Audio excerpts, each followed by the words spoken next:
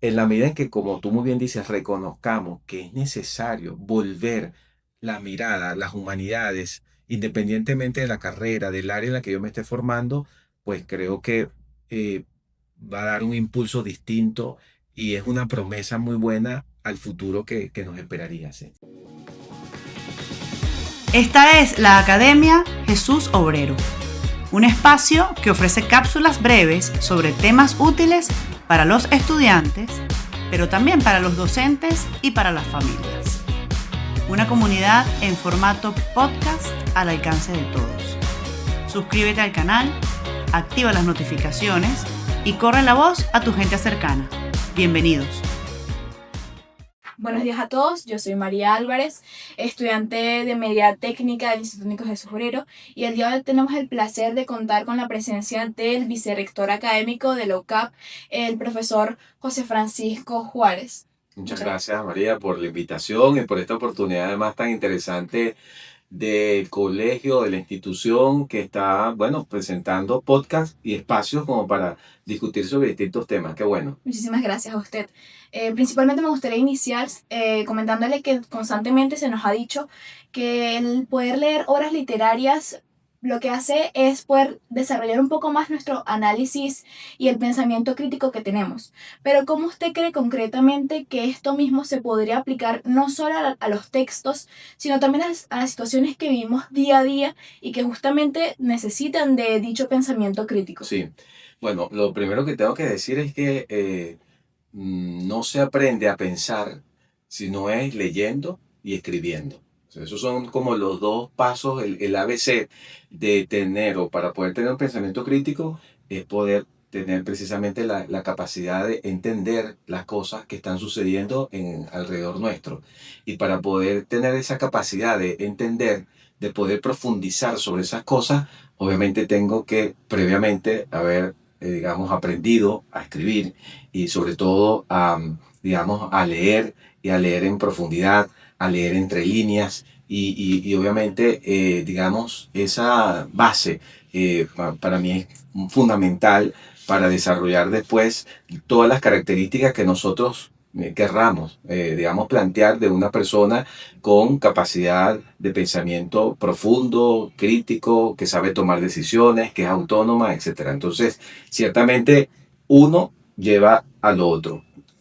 Claro, los dos están ligados entre sí y dependen uno, evidentemente, así es, del otro. sí. Y, por ejemplo, ¿qué consejo daría para aquellas personas que capaz no pueden, les cuesta un poco leer entre líneas y por lo tanto algunas veces su pensamiento crítico no es tan desarrollado?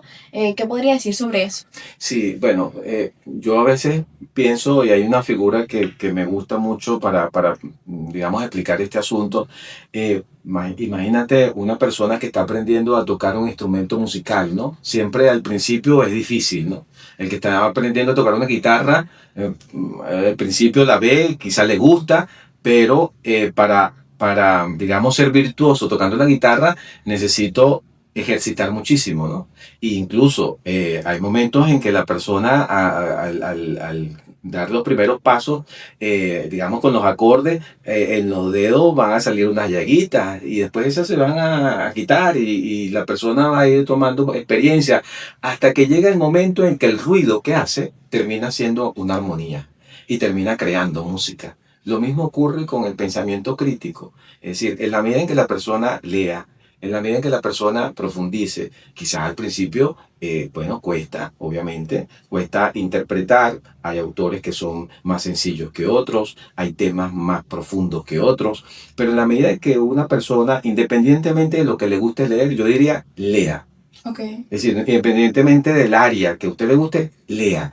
Porque eso lo que va a llevar es a una, digamos, ejercitación del mismo pensamiento para después tener capacidad de poder captar mejor todo lo que lea. Entonces, ¿por qué? Porque, bueno, te vas haciendo una persona virtuosa. Es decir, una persona con capacidad de poder reconocer lo que estás leyendo y ser crítico de lo que estás leyendo, dar opinión sobre lo que estás leyendo y eso también termina siendo beneficioso para el aporte que esa persona pueda dar a los demás. Es decir, la lectura, repito, o vamos a decir, las humanidades en general, porque no hablo solo de la lectura, hablo del desarrollo de unas capacidades que están vinculadas con las humanidades, hablo del arte, por ejemplo, hablo de la música, todo eso, si yo lo vinculo a lo que es el desarrollo del ser humano, pues obviamente me permite decir que las humanidades son como ese motor que permite que nosotros terminemos siendo personas creativas, intuitivas,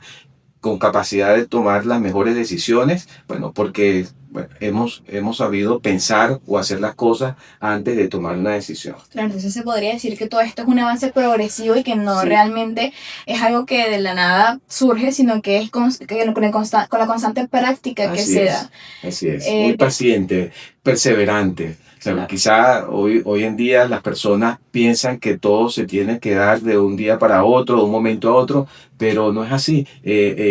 Quizá las redes sociales pueden a veces ayudar y otras veces no tanto, porque nos dan información muy básica, muy precisa sobre algunas cosas que nosotros necesitamos luego poder discernir si es o no lo que conviene, criticar esa información y para eso necesitamos ir un poquito más profundo, es decir, como que navegar un poquito en aguas más profundas y no quedarnos solo con aquello que nos estén presentando. Claro. Y eso es posible solamente pues con digamos, el desarrollo de un conjunto pues, de criterios propios de las humanidades. Justamente hablando de las humanidades, sabiendo que, por ejemplo, actualmente hay muchos desafíos éticos tecnológicos, ¿cómo usted cree que lo que vendría siendo el área de las humanidades, siendo la filosofía, la historia e incluso la ética, pueden interceder justamente en lo que vendría siendo las decisiones que se toman en dichos campos? Sí, bueno, porque yo en principio valoro mucho lo que es el desarrollo tecnológico, científico, evidentemente eso es una creación también humana y ha ayudado a resolver problemas y ha ayudado también al avance de la humanidad. Pero por sí misma la tecnología no tiene sentido sin un para qué. Es decir, sin un por qué la tecnología o la técnica. ¿Para qué me sirve esto? ¿O de qué me sirve esto? Entonces, esa reflexión solo es posible precisamente desde las humanidades. Y obviamente las humanidades pueden estar en todos lados, incluso en la técnica y en la tecnología, evidentemente, porque quien piensa es la persona. Es decir, quien piensa somos nosotros, los hombres, las mujeres. Es decir, el ser humano es el que es capaz de pensar sobre lo que está haciendo, sobre lo que está construyendo. Pero el aporte de las humanidades está precisamente en esa capacidad de poder decidir si lo que me está ofreciendo la técnica, la ciencia, es lo que de verdad me va a llevar al desarrollo humano, es decir, a desarrollar nuestras potencialidades, a buscar que nosotros como humanidad estemos en mejores condiciones que antes. Y eso yo creo que es fundamental. Entonces, claro, la ética es la pregunta por el bien, por el mal, por aquello que ciertamente nos conviene o no nos conviene. Y eso no podemos simplemente despacharlo así como diciendo, yo tengo una creación porque, bueno, hice algo a través de la técnica, pero bueno, sin darle un adecuado uso desde el punto de vista, digamos, ético o moral. Y eso solamente lo puede hacer posible a través de una reflexión desde las humanidades. Es decir, darle el sentido humano, vamos a decirlo de esa manera, ¿no? Si no, lo otro se queda como, digamos, un hueso sin carne, sin forma, sin piel, ¿no? Se queda, digamos, desajustado y no relacionado con la realidad o con el entorno. Entonces, creo que las humanidades le dan forma, le dan sentido a la creación humana y en este caso hablo de la técnica, hablo de la ciencia y de todo lo que obviamente pues, es parte de nuestra creación como seres racionales. Claro, en este caso la parte técnica lo que sería es colocar el cómo y como tal la parte de humanidades sería lo que le da vida a lo mismo. Así es, le da sentido a lo que tú haces, porque, bueno, la creación humana, por ejemplo, estas tazas tan bonitas que tenemos aquí, es una creación humana, muy bien, es parte de nuestra invención, es parte de nuestra, digamos, iniciativa, cuando estamos diciendo, bueno, esto lo estoy creando. Ahora, el asunto de las humanidades o de la filosofía, de la ética, de la reflexión, de la crítica que tú decías, es, ¿y esto para qué me sirve? ¿Qué sentido tiene esto? Entonces, lo mismo que un cuchillo, ¿no? En la cocina.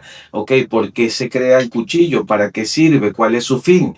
Porque puede terminar siendo con un fin bueno o un fin negativo. Habrá quien utilice el cuchillo para asesinar a otras personas. Entonces, obviamente, eso es un fin que va en contra de la propia naturaleza humana o el bien humano. Entonces, por eso digo que allí debe haber en toda la creación humana una reflexión del para qué eso se está haciendo, qué sentido tiene una creación en el área, por ejemplo, técnica, como la que tú te estás preparando. Es muy importante esa conjunción entre lo que es la reflexión desde las humanidades y obviamente la creación que se esté planteando a partir de la ciencia y la misma técnica, ¿no? Justamente hablando de la ética en lo que vienen siendo estas áreas, es sumamente fundamental para decidir realmente qué es si lo que se está desarrollando es bueno para la humanidad y qué no es bueno. Entonces, ¿qué opinaría usted de algunas cosas algunos avances que se han hecho tecnológicos y que evidentemente no están tan en pro a lo que vendría siendo la parte ética, sino que evidentemente violentan uno que otro sentido de esa parte ética? Sí, bueno, porque primero yo tendría que decirte que el ser humano, nuestra razón de ser en el mundo, aunque suene, vamos a decir, un poco ideal lo que voy a decir, pero es así, nace para ser feliz. Es decir, nosotros estamos aquí para ser feliz. ¿Qué significa ser feliz? Bueno, desarrollar todas nuestras competencias, desarrollar todas nuestras posibilidades como personas.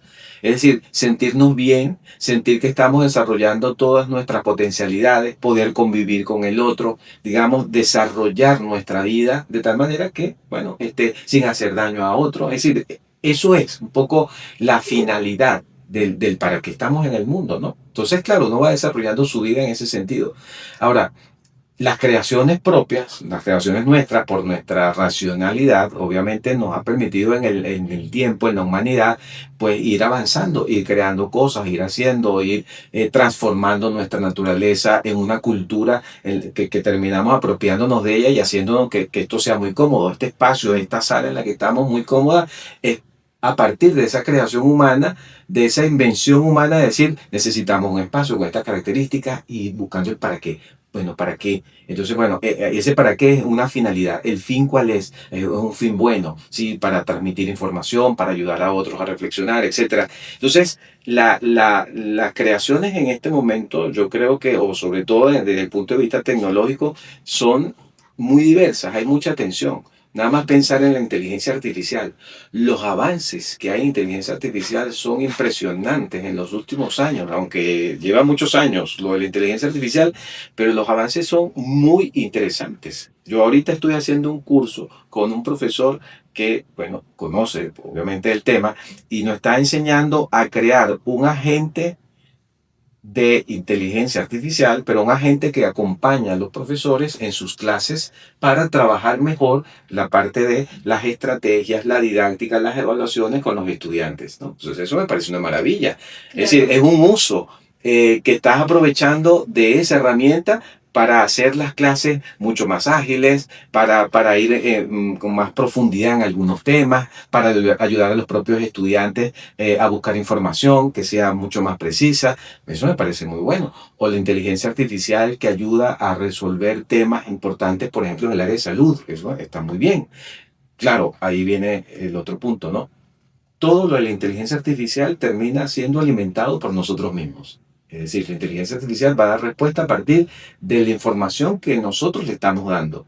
Entonces, si yo creo un agente de inteligencia artificial o creo una inteligencia artificial, un programa, una herramienta, pero basándome en datos errados o tratando de buscar información que perjudique a otras personas, evidentemente empiezo a entrar en ese terreno extraño de lo que no es moral, de lo que no es ético, ¿no? Creo que en los últimos años hemos visto un decrecer en las áreas humanísticas porque, claro, yo creo que la gente está como obnubilada, es decir, está como eh, muy contenta con lo que son los avances tecnológicos y tal, y está dejando de lado la reflexión humanística pensando que eso ya no es importante. Pero la verdad es que eso es tan inherente a nosotros que siempre va a estar allí. Entonces, si no se considera esa otra parte, bueno, nosotros estaremos allí cojeando, o vamos a decir, estaremos con una dificultad. El mundo entrará, digamos, en una situación de mayor complejidad, de mayor dificultad de la que ya tiene, porque evidentemente ya estamos en un problema grave por deficiencias en lectura, deficiencias, digamos, en la comprensión de los problemas que tenemos. Ya nosotros tenemos una situación difícil, pero en la medida en que, como tú muy bien dices, reconozcamos que es necesario volver la mirada, las humanidades, independientemente de la carrera, del área en la que yo me esté formando, pues creo que va a dar un impulso distinto y es una promesa muy buena al futuro que nos esperaría. Sí, Sí, estoy bueno, totalmente de acuerdo con lo que bueno, usted acaba de decir. gracias a ti Gracias a por la usted. oportunidad. Muy bien. Esperamos haya sido provechoso este capítulo. No olvides suscribirte al canal Academia Jesús Obrero y activa la campanita para no perderte las próximas cápsulas, pues seguiremos explorando el conocimiento que transforma.